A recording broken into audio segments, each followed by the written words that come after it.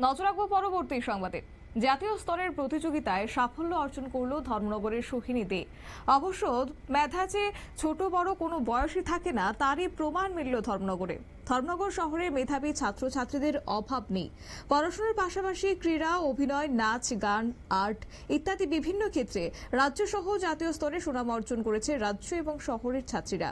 প্রসঙ্গত কয়েক মাস পূর্বে CFAC অর্থাৎ contemporary foundation for the art and ক্রাফটের উদ্যোগে জাতীয় স্তরে একটি আর্ট অলিম্পিয়াড 2024 নামে একটি প্রতিযোগিতা অনুষ্ঠিত হয়।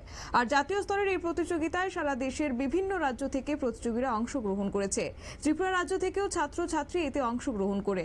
এই প্রতিযোগিতায় গ্রুপ বি অর্থাৎ 7 থেকে 8 বছরের ক্যাটাগরিতে ধর্মনগরের গোল্ডেন ভ্যালি স্কুলের তৃতীয় শ্রেণীর ছাত্রী সোহিনী দে প্রথম স্থান অধিকার করেছে। প্রথম স্থান অধিকার করায় তাকে সার্টিফিকেট, ট্রফি সহ 5,000 টাকা নগদ অর্থ প্রদান করা হয়েছে।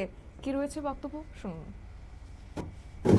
গোল্ডেন ভ্যালি এইচএস স্কুলের ক্লাস 3 এর ছাত্রী ও CFAC contemporary foundation for art and craft এদের দ্বারা আয়োজিত CFAC আর্ট অলিম্পিয়াড 2024-এ ও সারা ভারতবর্ষে প্রথম স্থান অধিকার করে ক্যাটাগরি বিতে।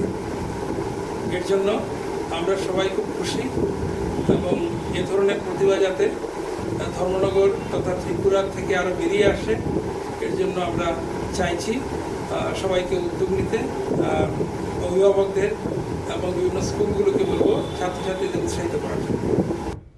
আপনারা শুনলেন ওনার বক্তব্য। অবশ্য এত কম বয়সে জাতীয় স্তরের প্রতিযোগিতায় অংশগ্রহণকারী সকলকে পিছিয়ে ফেলে প্রথম স্থান অধিকার করায় সোহিনীর বিদ্যালয়ের সকলে অত্যন্ত আনন্দিত। তার এই সাফল্যে ধর্মনগর সহ রাজ্যের নাম জাতীয় স্তরে ফুটে উঠল। 2রা এপ্রিল বুধবার উত্তর ত্রিপুরা জেলার সদর ধর্মনগর শহরে পদ্মপুরস্থিত গোল্ডেন ভ্যালি স্কুলের প্রিন্সিপাল ইনচার্জ মানুষ দে এই সাক্ষাৎকারে সোহিনীর সাফল্যের কথা বিস্তারিত তুলে ধরেছেন। নিয়ে নিচ্ছে ছোট্ট একটি বিজ্ঞাপন বিরতি, সঙ্গে থাকুন।